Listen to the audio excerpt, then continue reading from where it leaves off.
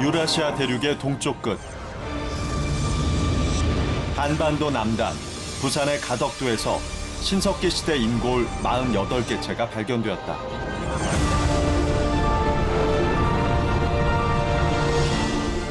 약 7,000년 동안 땅속에 묻혀 있었던 주인공들은 누구였을까?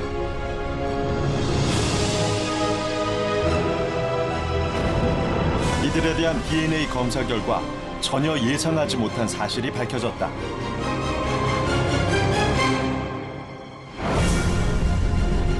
현재 한국 사람에겐 전혀 없는 DNA를 가진 인골들이 섞여 있었다.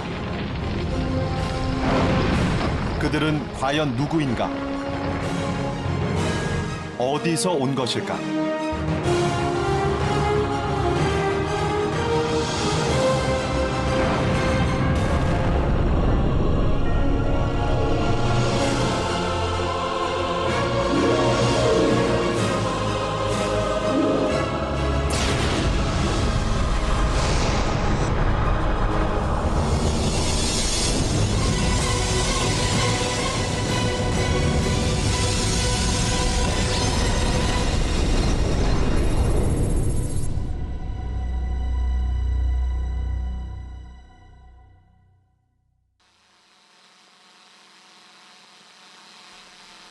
경상남도 남해의 해안가에는 크고 작은 섬들이 있다.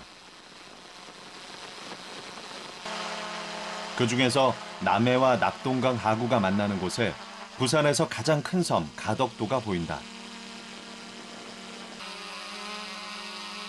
2011년 초 이곳에서는 부산의 신항만 공사를 위한 기반 작업이 한창이었다.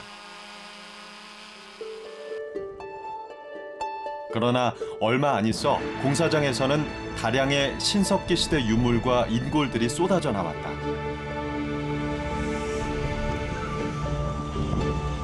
출토된 유물들은 놀라웠다. 신석기 시대 전기 약 7,000년 전에 고인골 48개 채가 발굴됐고 옥제품을 비롯한 조개껍질 장신구들은 7,000년 전 삶의 방식을 그대로 전달하고 있었다.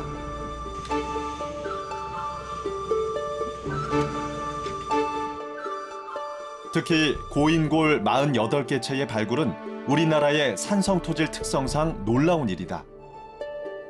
보통은 산화돼 형태가 보존되기 어려운데 가덕도 인골들은 달랐다. 고고학적으로 엄청난 수확이었다. 지금까지 우리나라 신석기 시대 인골 출토된 게 다 합쳐서 20기 정도 나왔는데 여기에서만 거의 50기가 나왔거든요. 그러니까 지금까지 한국의 신석기 시대 인골 다 합친 것보다 더 많은 인골이 나왔고 당시 신석기 사람들이 정말 어떻게 살았는가, 무슨 생각을 했는가 하는 것을 정말 단적으로 보여줄 수 있는 아주 중요한 유적이 그렇게 나타난 거죠. 가덕도 유적에서 또 다른 수확은 톡이다. 파편 조각이 아니라 완벽한 모양을 갖춘 토기가 발견된 것이다. 완형 토기들은 토기의 문양과 제작 방법에 있어서 신석기 시대에 많은 변천이 있어 왔음을 확인시켜 주었다.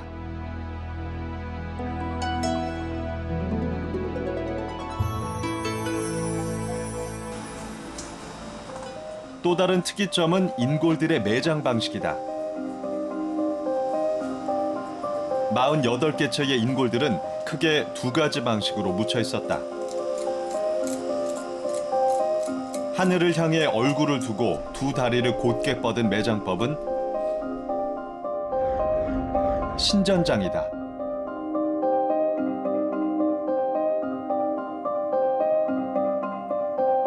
또 다른 매장법은 굴장이다. 굴장은 팔다리를 구부린 채 하반신을 상반신에 붙여 옆으로 묻는 매장 방식을 뜻한다.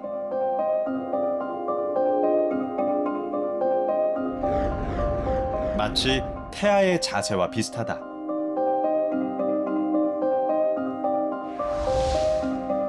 신전장은 우리나라에서 흔한 매장 방식이지만 굴장은 매우 보기 드문 매장법이다. 그런데 가덕도에서는 신전장보다 굴장이 더 많이 발견됐다. 이 가덕도에서 나온 굴장 그야말로 우리가 보통 말할 때 강하게 굴장되어 있다. 이래서 강굴이라고 이렇게 표현을 합니다만은 마치 사람을 염습하지 않고서는 도저히 그렇게 자세가 나오지 않는 사지를 갖다가 굉장히 구부려서 마치 이렇게 뭐 끈 같은 것으로 묶지 않고서는 나올 수 없는 그런 매장 자세를 하고 있습니다. 그것이 이때까지 한국에서도 없었던 예이고 또 그러한 것이 일반적으로 신석기 시대는 생각하지 못했던 새로이 확인된 장법의 특징이라 할 수 있겠죠. 7,000년 전 가덕도의 주인으로 살다가 각기 다른 매장 방식으로 묻힌 인골들. 이들은 우리의 조상일까? 아니면 누구일까?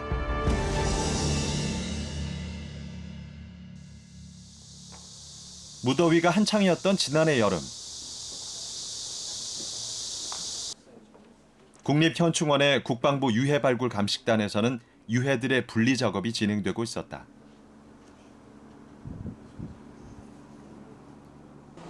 한국전쟁 때 전사한 시신 중에서 미군의 유해를 찾아내는 조사였다.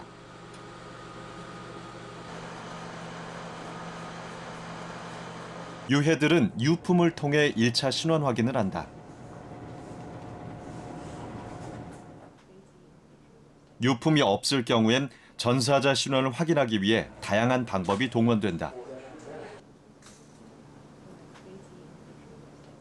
미국 전쟁 포로 및 실종자 확인 사령부에서 일하는 진주현 박사는 미군 유해를 찾아서 미국 내 가족에게 전달하는 작업을 한다. 그녀가 유해 확인 과정에서 가장 유심히 살피는 것은 인골의 얼굴뼈다.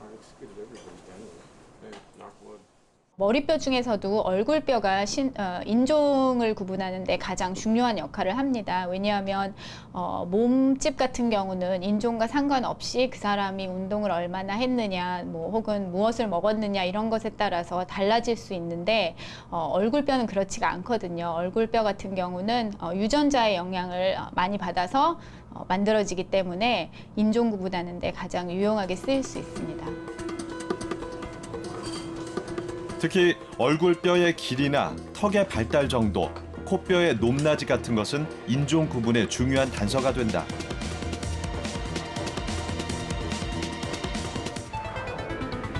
그렇다면 가덕도에서 발굴된 인골들도 얼굴뼈를 이용해 실마리를 찾을 수 있지 않을까?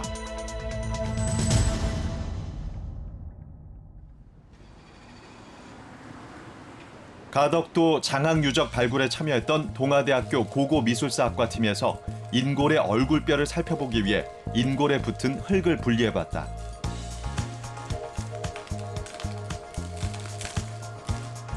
하지만 뼈보다 더 단단해진 흙 때문에 뼈를 제대로 분리하기가 쉽지 않았다. 얼굴 전문가인 조용진 박사가 지켜보는 가운데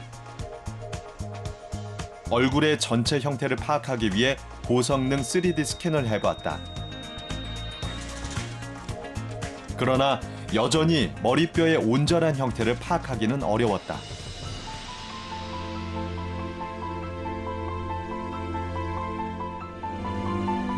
가덕도에서 발굴된 인골의 머리뼈로 그 주인공을 파악하는 일은 불가능한 것일까?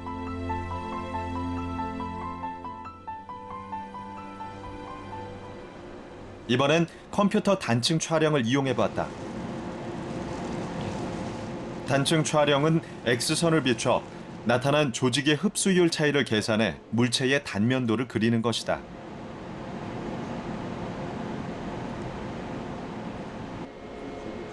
가덕도 33호 인골의 경우 뼈보다 단단해진 흙 때문에 흡수율 차이를 구할 수 있어서 분석이 가능한 자료를 얻을 수 있었다.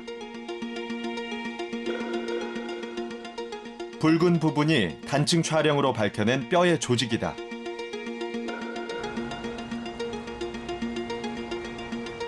촬영된 머리뼈는 머리뼈 복원 전문가인 서울대 이원준 박사에 의해 복원이 이루어졌다.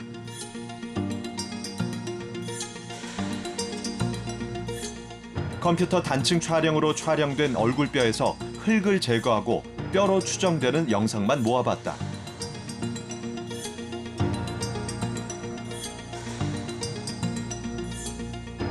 그러자 서서히 머리뼈의 형태가 드러나기 시작했다. 과연 가덕도 33호 인골은 어떻게 생긴 사람일까? 현대 한국인하고는 다른 긴 머리뼈 형태를 보여주고 있다는 것이 좀 특징적인 결과라고 할 수가 있겠습니다. 즉 이제 그 긴 머리뼈 형태는 한국인이나 아시아인들, 동아시아인에서보다는 서양인에서 보여지는 머리뼈의 형태적인 특징이라고 할 수가 있겠습니다. 굴장으로 매장된 가덕도 33호 인골 외에 두 개체의 인골도 서양인과 유사한 머리뼈의 특징을 보여주었다. 그렇다면 이들의 유전자는 어떨까? 중앙대학교 이광호 교수팀은 인골의 정체를 확인하기 위해 유전자 분석을 실시했다. 고인골에서 유전자를 채취하는 방법은 쉽지 않다. 불순물에 오염되지 않은 뼈가 남아있어야 하기 때문이다. 한반도 출토 고인골들은 고대 한반도의 토양이나 기후 등의 영향으로 인하여 몽골이나 중앙아시아 고인골들과 비교했을 때 DNA 손상 정도가 가장 심해서 DNA 분석에도 상당한 어려움이 있는 것으로 확인되었습니다. 가덕도에서 발굴된 48개체 인골 중에서 분석이 가능한 것은 17개체였다. 그것들을 1차 분석한 결과 놀랍게도 일부 인골에서 유럽계 모계 유전자가 검출됐다. 가덕도 고인골들 중 일부는 동양계, 일부는 유럽계의 모계 유전자형을 갖고 있는 것으로 관찰되었습니다. 추후 나머지 고인골들에 대한 반복적 모계, 부계, DNA 염기서열 분석하고 다른 연구 그룹에 의한 가덕도 고인골 DNA 분석 결과와의 비교 분석을 시도함으로써 저희 결과의 신뢰도를 높일 예정입니다. 가덕도 고인골은 유럽계 모계 유전자, 그중에서도 H형 유전자를 지닌 것으로 추정됐다. 고인골의 정체를 밝힌 모계 유전자는 무엇인가?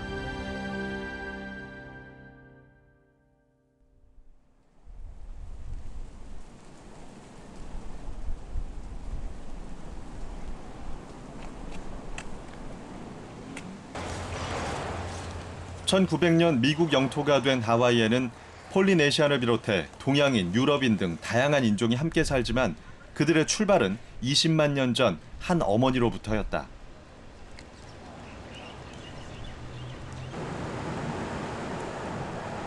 (1987년) 레베카 칸 교수는 미국 내 거주하는 아시아, 유럽, 아프리카인 산모들이 낳은 아기들의 탯줄을 조사했다. 그 탯줄에서 모계 유전자인 미토콘드리아 DNA를 검사해 어머니를 통해서만 전해지는 유전병을 확인하려다 놀라운 비밀을 발견했다. That were inherited only from a mother and passed mother to child every generation. So instead of having hundreds of ancestors, you could go back and look at a single unbroken line of women ancestors. 그녀가 발표한 조사 결과는 충격적이었다.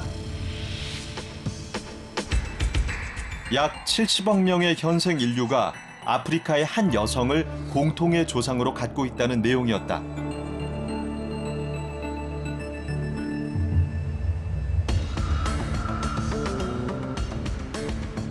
그리고 현생 인류의 조상으로 추론되는 이 여성은 20만 년 전 아프리카에서 처음 출현했다고 보았다.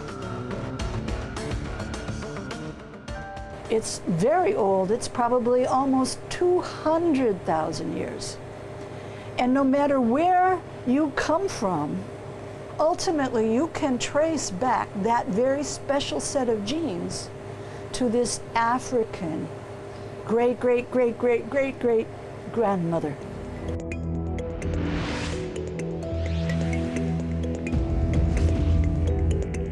지구상엔 서로 다른 환경에서 70억 명의 인류가 살고 있다. 그러나 인류는 한 여성에게서 시작된 공통의 유전자를 지녔다. 20만 년 전 아프리카에서 발생한 그 여성의 자손들은 약 6만 년 전 아프리카를 벗어나 전 세계 각지로 퍼져나가서 아시아인과 유럽인이 되었다.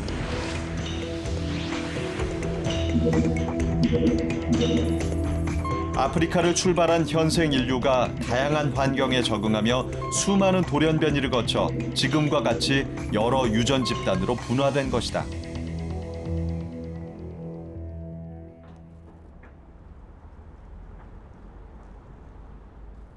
그런데 미토콘드리아 DNA는 어떻게 여성을 통해서만 유전되는 것일까?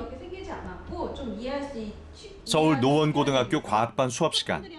미토콘드리아 DNA에 대한 설명이 한창이다. 그러면요. 사람의 유전 정보는 두 곳에 보관돼 있다.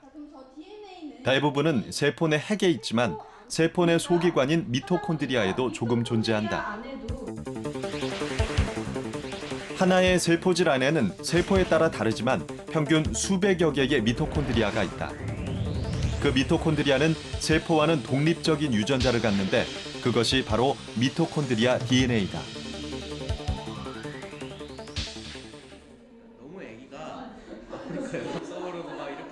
그런데 그 미토콘드리아 DNA는 오직 모계로만 유전이 된다. 도와줘요, 박사님. 외할머니에서 어머니로 그리고 딸로 전달되는 것이다. 어떻게 그렇게 될 수 있을까? 남자의 미토콘드리아는 정자의 꼬리에 있다. 난자와 정자가 만나 수정을 하는 순간 정자의 꼬리가 떨어지면서 아버지 쪽 미토콘드리아도 사라진다.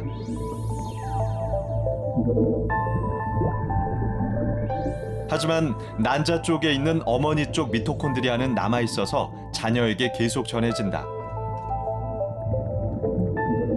남녀 모두 각자의 어머니로부터 유전자를 받지만 난자를 갖고 있는 여성만 다음 세대로 미토콘드리아 DNA를 전달하기 때문에 모계 기원을 연구할 때 중요한 정보가 되는 것이다.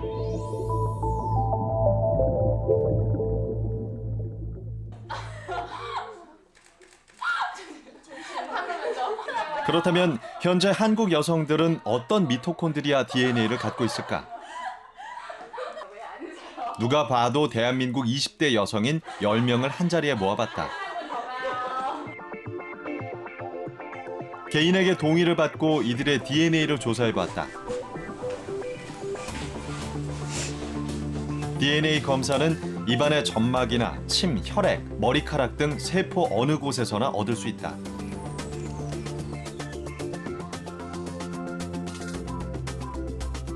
결과는 의외로 다양했다. 10명은 6개의 모계 유전자 그룹으로 나뉘어 있었다. 불과 10명을 갖고 조사했는데도 6개의 다른 형태가 나타난 것이다.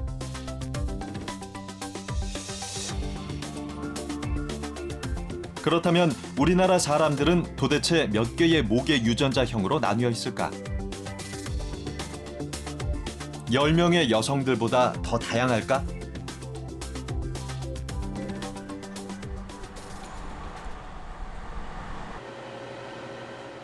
단국대학교의 김욱 교수는 국내 6개 지역의 한국인 708명을 대상으로 미토콘드리아 DNA를 조사 분석했다. 그 결과 한국인에게서 D4, B4, F, M7 등 다양한 모계 유전자형이 발견됐다.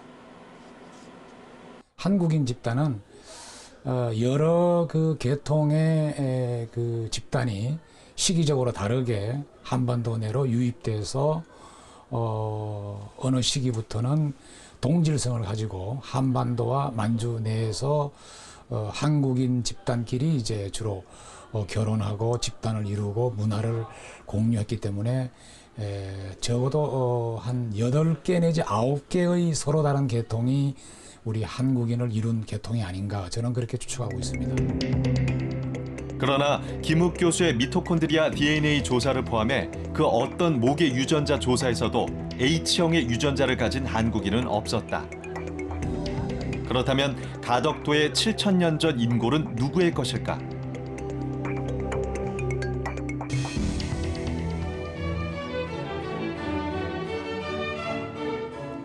라인강이 흐르는 독일 중서부는 유럽의 중심지다. 유럽은 현재 모계 유전자 H형이 가장 많이 거주하는 지역으로 전체 인구의 40% 이상이 H형 유전자를 갖고 있다.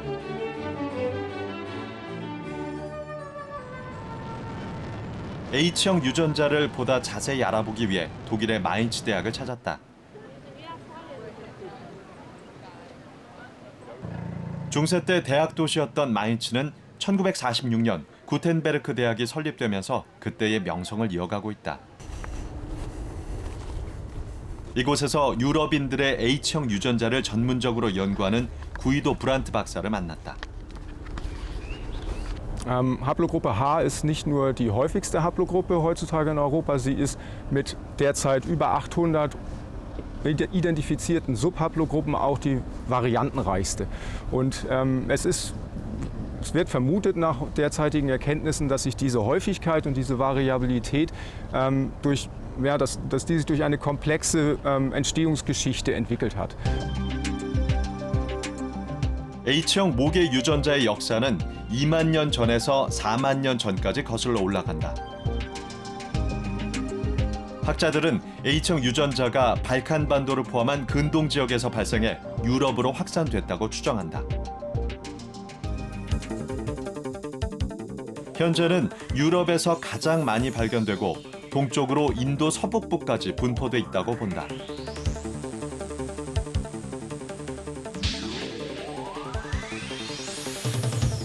그러나 동아시아 지역에서는 전혀 발견되지 않았다.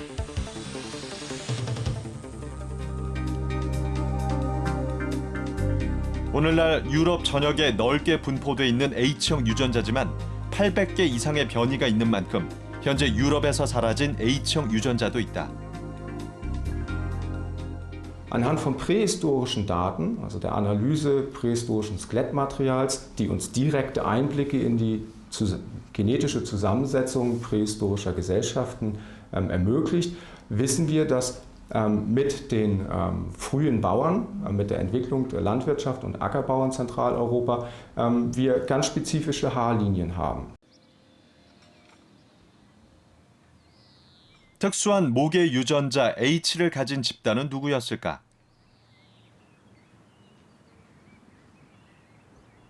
독일 중부의 하르츠 산맥 기슭엔 독일 이전의 프랑크 제국의 수도였던 크베들린부르크가 있다.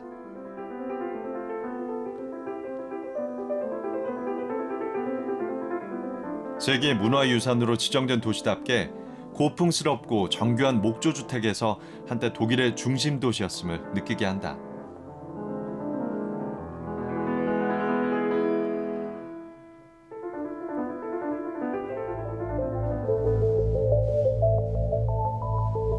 크베들린부르크와 카스토르프를 포함한 독일 중부 지역에서 6,500년 전의 인골들이 무더기로 발견됐다.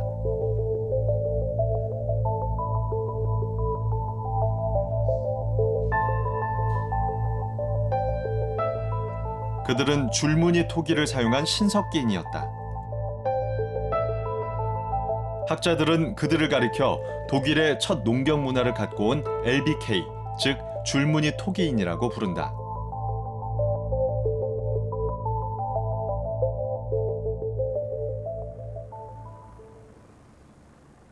독일 마인츠 대학에서는 LBK인에 대한 유전자 검사를 실시했다. 고인골 DNA 조사의 어려운 점은 현대의 DNA와 섞일 수 있다는 점이다. 그래서 오염 방지에 철저해야 한다. 또 몇 차례 재실험에서 동일한 결과가 나와야 신빙성을 인정받을 만큼 까다롭다.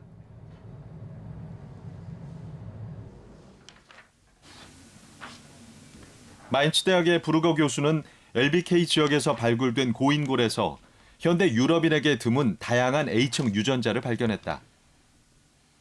Mitteleuropa wurde vor 7500 Jahren nicht nur von den Haustieren, sondern auch von Menschen neu besiedelt. Das heißt, die genetischen Daten haben uns gezeigt, dass die Ackerbauern der linearbandkeramischen Kultur, wie wir sie nennen, nicht die Nachfahren der Jäger-Sammler sind, die schon seit 15.000 Jahren in Europa leben. 다시 말해 LBK인들은 현재의 유럽인과 다른 종류의 H형 유전자를 지닌 사람들이었다. 그들의 H형 모계 유전자는 현대 유럽인들에게는 거의 발견되지 않는 사라진 유전자였다.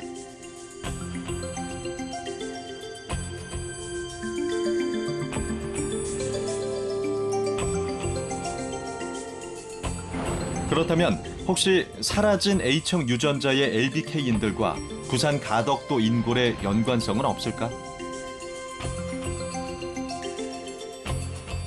7,000년 전 전혀 다른 지역에서 비슷한 장례 문화를 지녔다면 이들은 특별한 관련이 있었던 것은 아닐까? To accept, on the other hand, is not impossible. I mean, it is it's very unlikely, but because the presence of haplogroup H in the territory of Korea would mean that it very likely must have come somewhere from Anatolia or even Europe, that far to the Far East. 독일 중부에서 발굴된 고인골과 비슷한 시기에 부산 가덕도에서 살았던 H형으로 추정되는 모계 유전자를 지닌 고인골. 이들은 어떤 관계가 있는 것일까?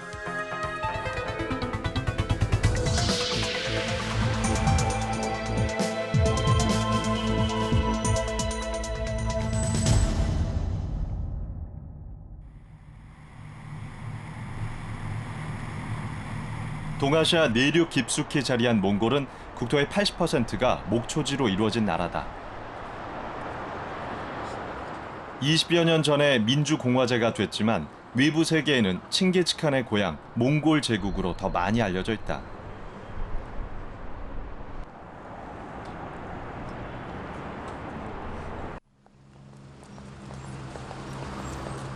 우리와는 비슷한 생김새 때문에 더 친근하게 다가온다.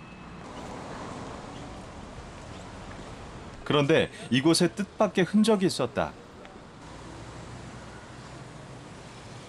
몽골 국립대학 연구팀은 수년에 걸쳐 서부 몽골 지역에서 대량의 신석기 유물들을 발굴했다.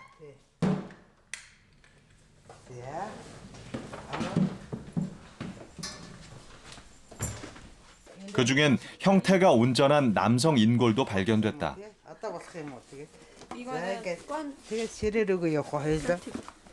그런데 그의 두개골 모습이 지금껏 발굴된 것과는 차이가 있었다. 현재의 몽골인과는 다른 모습이었다.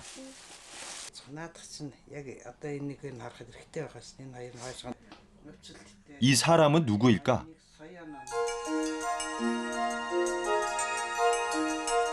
몽골의 서로 다른 지역에서 발굴됐지만 두 인골 모두 신석기 시대의 머리뼈다.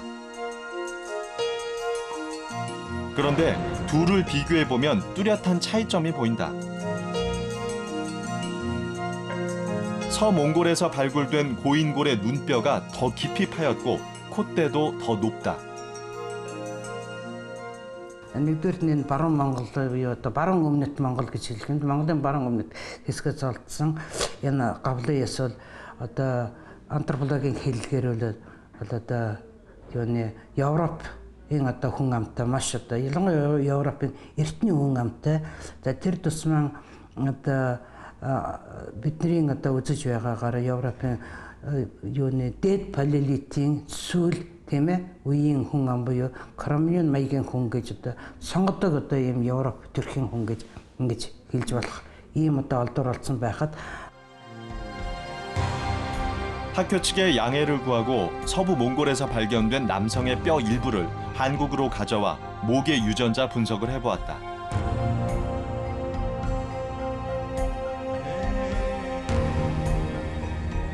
결과는 머리뼈가 보여진 그대로였다. 현재의 몽골인과 다른 유럽계 모계 유전자가 발견된 것이다.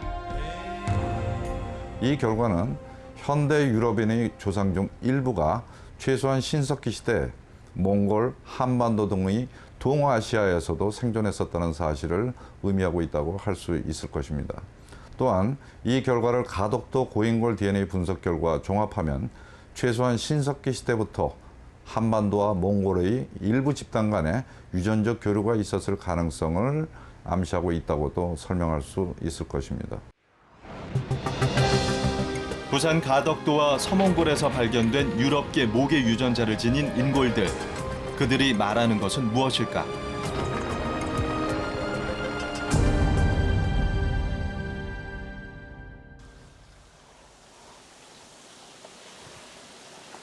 만 8천년 전부터 12,000년 전 사이 추위의 절정을 이뤘던 빙하기는 10,000년 전부터 서서히 끝나기 시작했다.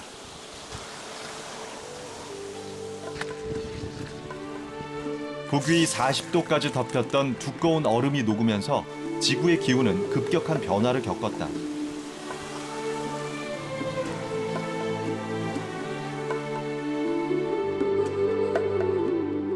지구 표면의 30%를 덮고 있었던 빙하는 11%로 줄어들면서 현재에 이르렀고, 빙하가 녹은 물 때문에 전 세계적으로 해수면이 올라갔다.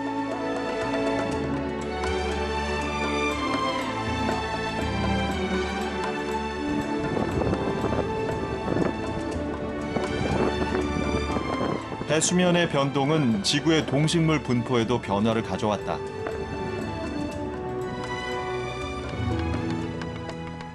인류는 새로운 자연 환경에 적응해갔다. 수렵 채집의 원시 생활에서 벗어나 농경과 목축 생활을 통해 정착을 하게 된 것이다. 빙하가 녹은 이후에도 지구의 기온은 상승과 하강을 반복했다. 특히 7, 8천년 전에는 지금보다 지구 기온이 2, 3도 높아 동식물이 가장 왕성한 성장을 보였다고 한다.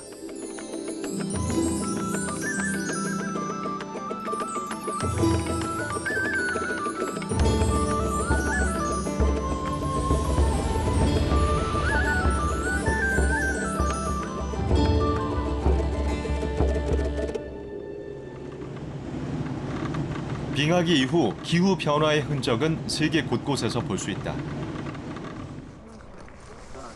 몽골도 예외는 아니다.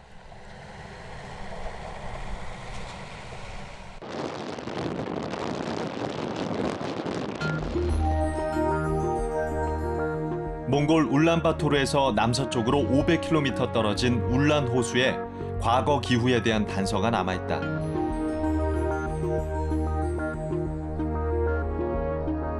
현재 물이 메말라 사막화가 진행되는 호수에 시추봉을 뚫어 울란 호수가 예전에 어떤 기후 변화를 겪었는지 살펴보았다.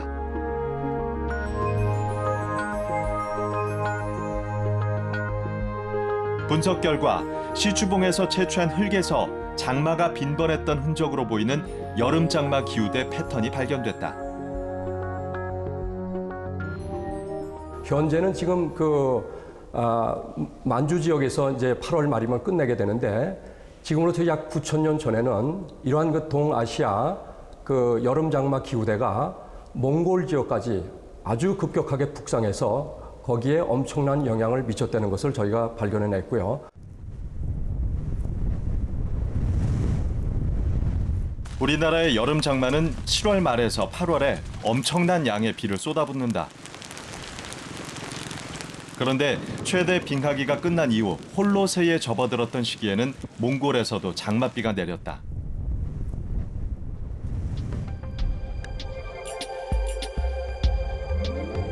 즉, 현재 우리나라에 영향을 미치는 장마 전선이 9,000년 전에는 몽골 중부까지 올라갔던 것이다.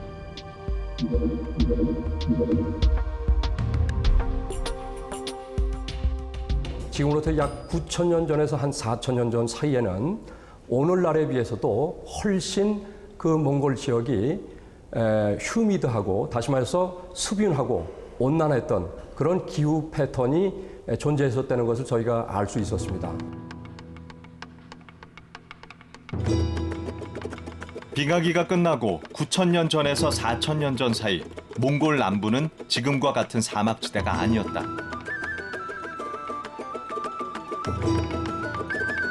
습하고 온도가 높아 풀도 많고 나무들도 잘 자라는 사람들이 살기 좋은 환경이었던 것이다.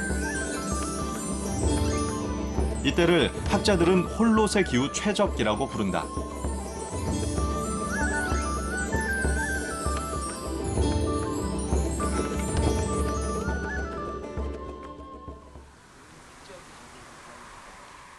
홀롯의 기후 최적기의 흔적은 전 지구적으로 나타나 있다.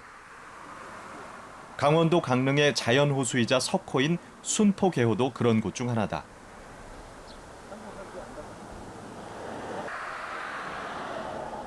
석호는 바다와 육지 사이에 모래톱을 형성해 만들어진 독특한 생태계를 유지한다.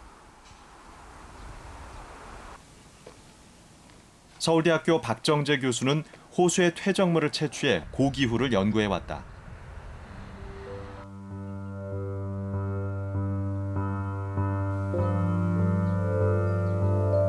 생성된 지 8,000년으로 추정되는 석호에는 오랜 세월 기후의 영향을 받은 식생들의 화분 퇴적물이 쌓여 있어서 고기후를 확인하는 데 최상의 조건이다.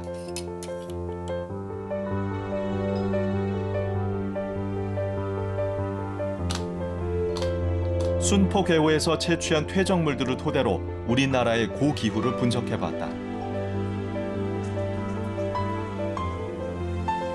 지금과 비교했을 때 한 1, 2도 정도 높았을 것 같고 여름 기온이 지금보다 조금 높았던 때인 것 같고 그다음에 전체적으로 우리나라 같이 몬순 기후 지역 하에 있는 동아시아 지역은 기온이 높고 비도 많이 왔고 그러다 보니까 식생 밀도가 상당히 높았던 시기다. 이게 이제 홀롯의 기후 최적기라고 보면 될 것 같습니다.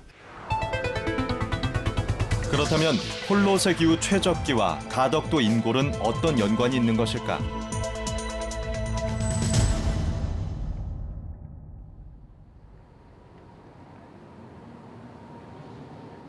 할레는 독일에서 가장 오래된 도시 중 하나다. 암염이 채취돼 일찍이 상업이 발달했고 도시 이름도 소금을 뜻하는 고대 언어 할레에서 유래됐다. 할레는 작곡가 핸델의 고향이기도 하다. 이곳에선 매년 핸델을 기리는 음악 축제도 열린다. 할레 근교에서는 약 7,000년 전부터 사람들이 거주했던 흔적이 발견됐다.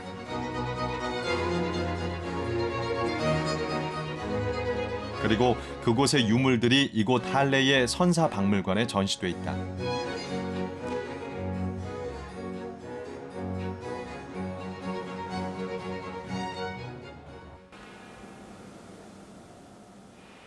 주로 작세난 할트주에서 발굴된 줄무늬 토기들을 비롯해 석관이나 인골 같은 유물들이다. 줄무늬 토기를 사용했던 이들은 돌무덤에 사람을 매장했다.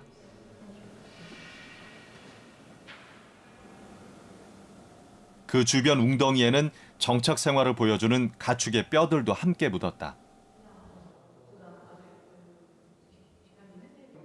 일종의 부장품 역할이었다고 한다.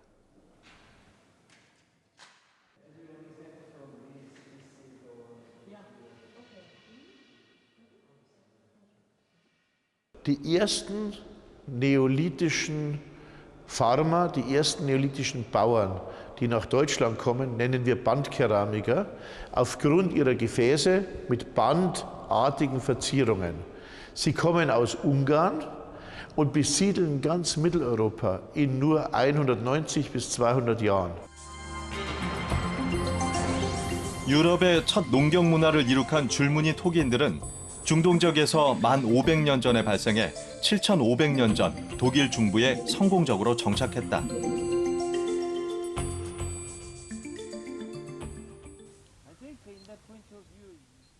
독일의 북부 하르츠 지역에서는 7,500년 전 줄무늬 토기인들의 생활을 알 수 있는 유물들이 많이 출토됐다.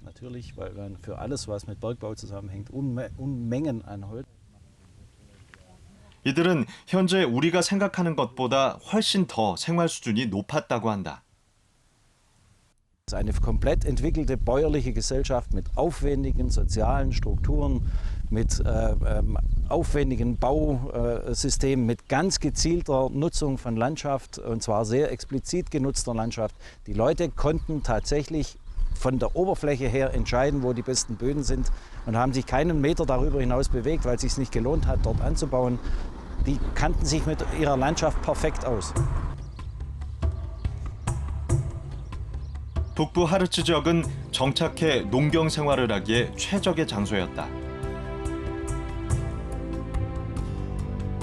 줄무늬 토기인들은 이곳에서 높은 수준의 생활을 하며 많은 유물들을 남겼다.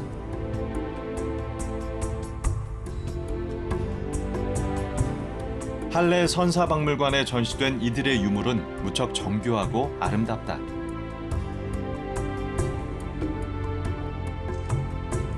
섬세한 문양의 정성이 깃든 토기와 지중해 지역과의 교류를 짐작케 하는 조개 장신구.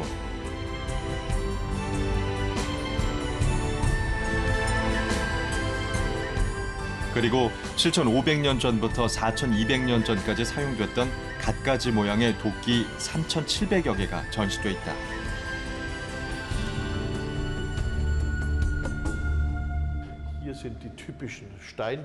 이외에도 우리가 전혀 상상하지 못했던 생활 방식을 남겼다.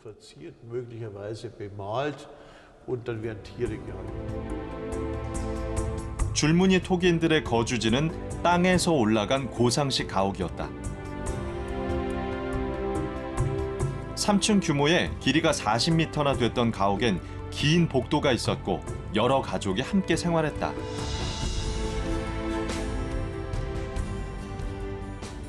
Ganz besonders wichtig ist bei den Bandkeramikern, dass sie sehr expansiv sind und nur auf den besten Böden siedeln. Sie leben in langen Häusern und ich bin der Überzeugung, dass viele Menschen in diesen Häusern leben und dass sie immer wieder neue Häuser bauen, wenn die Familien wachsen. Ob sie in Familien organisiert sind.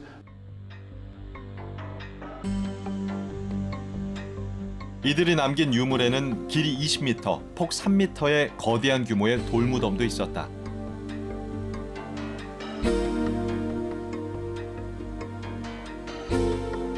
그리고 7,000년 전 이들은 사람의 무릎을 구부려 옆으로 눕혀 묻었다. 바로 굴장 방식이다.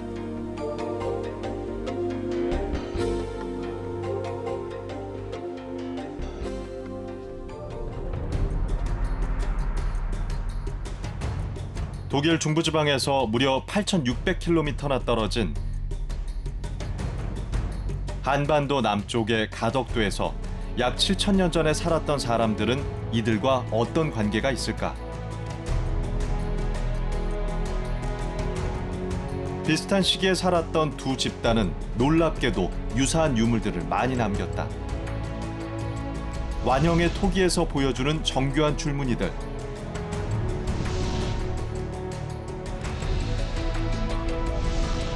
신석기 시대의 주요 도구였던 돌도끼와 조개를 이용한 갖가지 장신구들은 분명 의미를 갖고 있다.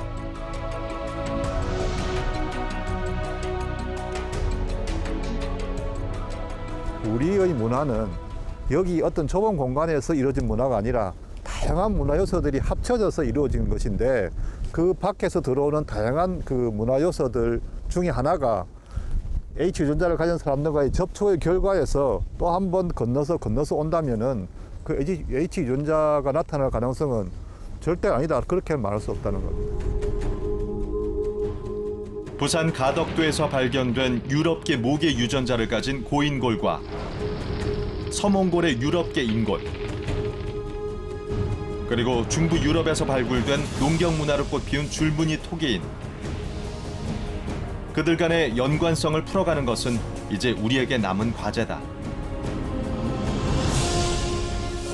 Wahrscheinlich momentan nicht erklärbar, aber es sind diese Rätsel, die die Forschung immer antreiben. Und ich denke, die Entdeckung dieser neolithischen Gräber ist ein sehr, sehr guter Anlass, die Forschung in Korea weiter voranzutreiben, aber auch bei uns. Und vielleicht ist das eine gute Gelegenheit für zukünftige Kooperationen.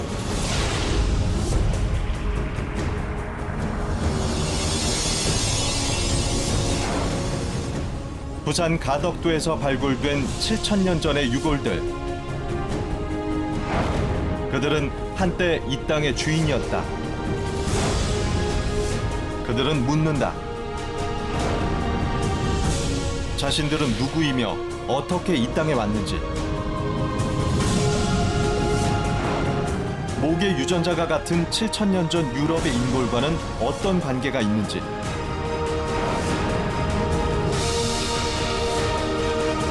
오늘날 우리들은 까마득히 그들을 잊고 있다.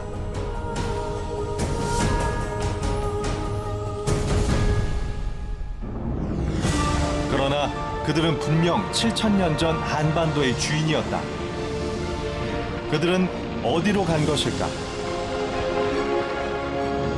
우리가 단순히 이 한반도 내에서의 어떤 문화 교류만 생각할 것이 아니라 좀 더 넓은 시각에서 동아시아 또는 아시아 전체 그리고 전체 글로벌한 시점에서 우리의 신석기 문화를 이해해야 되지 않겠는가. 그런 화두를 던져주는 것이 우리 신석기 시대 장학 유적이라고 생각합니다.